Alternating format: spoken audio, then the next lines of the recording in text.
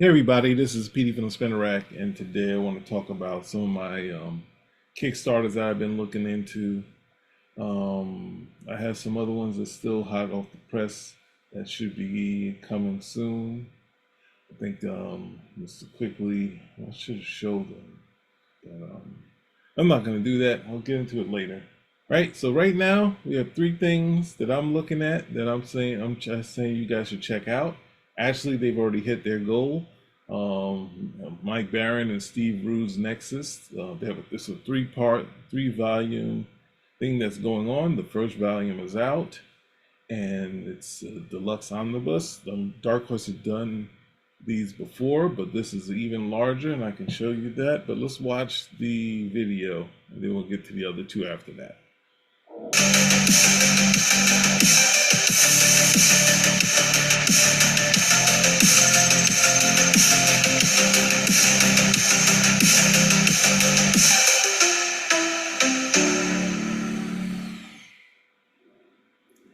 So there's that.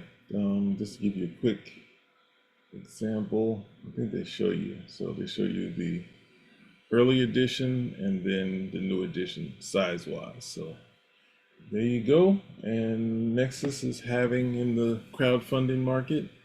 Nexus has found this audience. So thankfully, they've been working at it now. Mike Barron and Steve Root work at it separately, but they have ongoing Nexus projects going on. I think, what else I want to say? I guess that's it for that. The next one I want to talk about is Mark Miller and John Romita Jr.'s Psycho Sam. Now this project, Mark Miller has sold his stuff to Netflix, and now they're kind of on hold right now with the same to the Miller World stuff. But this seems to be the start of a whole new thing. Now, when he said he's going to do a whole new thing, I was like, how is he going to come up with a whole new thing that's going to be sellable? And then next thing I saw this, and then you watch the campaign, it's more like looking at it and saying, you know what, maybe he can, because he still has all the same creators. They just come up with something, a different slant.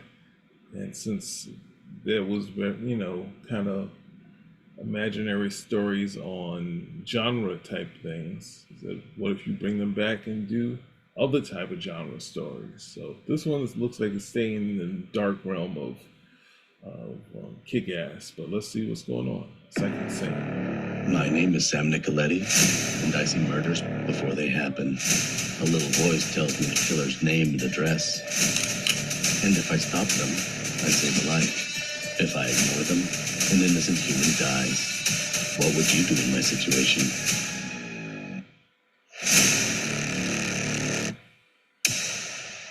Psychic Sam is a classic boys comic. It's about a guy with a big gun who goes out and solves problems, and he hears voices in his head tell him to kill bad guys. The only trouble is the bad guys haven't done anything yet, but every time he ignores it, someone innocent dies, and it's only a matter of time before the bodies start piling up. I'm working with a guy named Mark Miller. Mark and I started on Wolverine together, and we got to create Kick-Ass. We had a brilliant time. It changed our lives. So now we come up with a third collaboration, and it's called Psychic Sam, and I have the legend Klaus Janson working with me, and then the brilliant Bill Crabtree doing the color art. And we are having an all-out blast with this. The big news is we're also doing a movie of Psychic Sam. There's a guy called Ivan Atkinson who's brilliant. He's Guy Ritchie's producer, and he's produced some of my favourite films from Guy. Wrath of Man, The Gentleman, all these amazing films Guy's been doing over the last few years. Ivan Atkinson, yeah.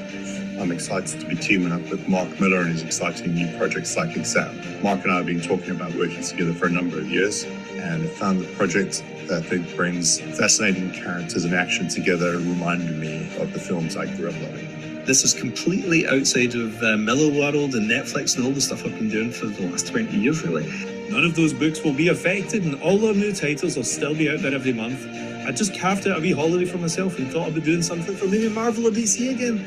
Then I thought, wouldn't it be great to do some creator ones with Johnny Romita Jr.? There's so many great tiers to this, so many great levels to this. We're going to do a black and white version with a painted cover.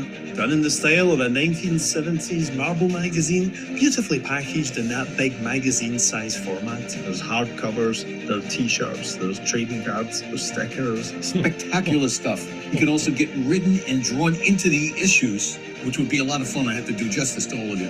We're assembling a fantastic team of filmmakers on this production, and we will have some more information for you guys soon. We just are having so much fun with the character. It's probably as good as it gets, but the fact that it's the third time with Mark, it's a charm. I think there's something special brewing here, so don't miss out.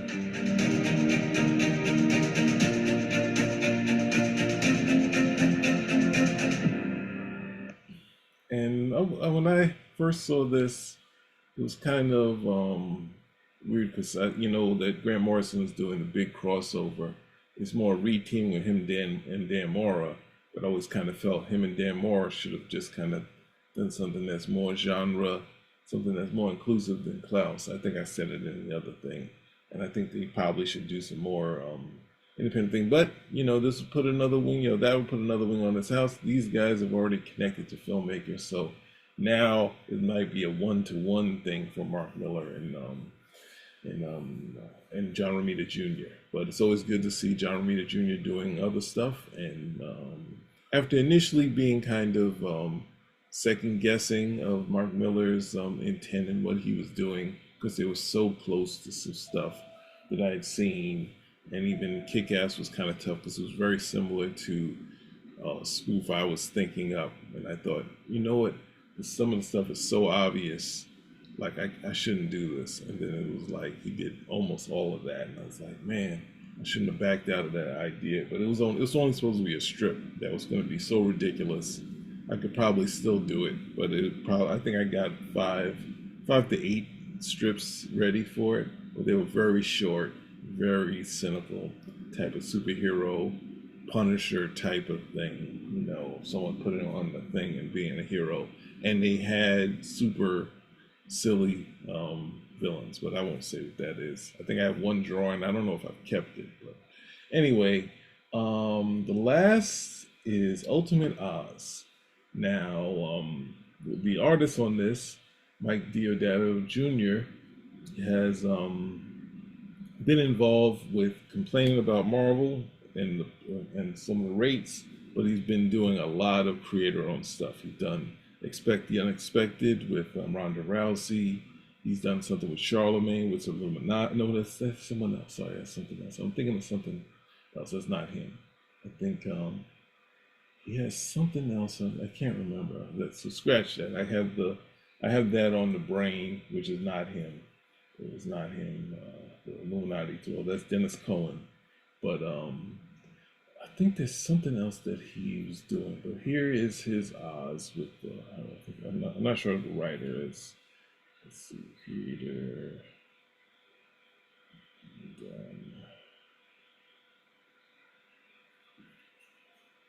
Yeah, but if you see here, I was thinking it's from the same company. This Ronda Rousey thing that I backed. There's also this Illuminati, which is not him. So sorry about that. Let's can I go back? Try. Oops. That's stuff. Oh, it's still here. Oh, good. So here we go. We're back at Ultimate Oz, Lost Land Collector's Edition.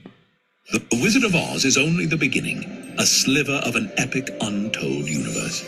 Welcome to a world of familiar faces, new adventures, and timeless wonder with Ultimate Oz Universe, The Lost Lands, a premium 144-page graphic novel bringing you the magical world of Oz like you've never seen it. Crafted for over 10 years by a team of Oz historians and brought to life by Eisner and Ringo award-winning creators. This is Oz, expanded beyond imagination. Dorothy's journey was just the start. Now, a new hero rises, Tip, racing against a growing darkness threatening all of Oz. reunite with beloved faces like Scarecrow and Tin Woodman, and discover new legends like Jack Pumpkinhead and Queen Lurleen across a vast world ready to be discovered.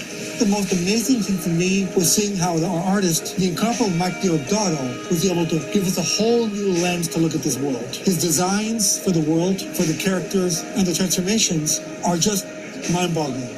The best work of his career, and I sing a lot. Every page, a different scenario, a different challenge, different kind of creatures. It has everything I like to draw. Lions, witches, werewolves, forests. The fun never ends. Once readers see these characters, I think it's going to wow them and take them aback. What you're seeing in this book is it's like looking at the Oz universe through the lens of the Marvel universe. The characters have come to life through bigger, bolder, more muscular. It's reminiscent of what you know, but it's also challenging as well. We met at Navy Pier, and I met Larry King. And I was just so impressed with that he had a real vision. It's not only just a book, it's the beginning of an entire new universe. It's very important people understand this is not fan fiction. This is meticulously researched, very, very true-to-canon storytelling. Larry King has worked with 3 Oz historians for 10 years to bring to bear the stories he wants to tell that Cullen and Mike and Larry and I are sculpting into accessible stories so people can jump onto. There's so many stories that are post The Wizard of Oz that are insanely interesting, riddled with lore, true world building before world building was a thing. This oversized 144-page hardcover is a premium collector's piece available exclusively through this Kickstarter. Backers can choose between the standard hardcover with a slipcase or the ultra-limited collector's cabinet case with only 500 copies produced. A beautiful collector's piece, crafted for true superfans who want to own a timeless piece of Oz's legacy. Back Ultimate Oz Universe, the Lost Lands today. Thank you for being part of this extraordinary adventure. So yeah, so there we have it. We have Ultimate Oz and Mike Deodato. He did I think 4 or 5 issues of the Flash, which were like, I was like, wow, this guy's really taking leaps and bounds as far as his artwork. It's good to see him, even though when he came on, he was kind of like the next guy, but the next kind of monthly guy who had a style similar to Jim Lee, but I guess it's like Jim Lee and maybe Silvestri storytelling like married together, and then we just seen him never go away. You know, he had the studio before, immediately when he came out, so definitely a fan of his stuff. I'm a fan of all these guys, obviously Steve Rude, John Romita, and Mike Deodato. And it's good to see them trying to do these other things in these other markets. And I guess that's about it. Spinner Rack is out.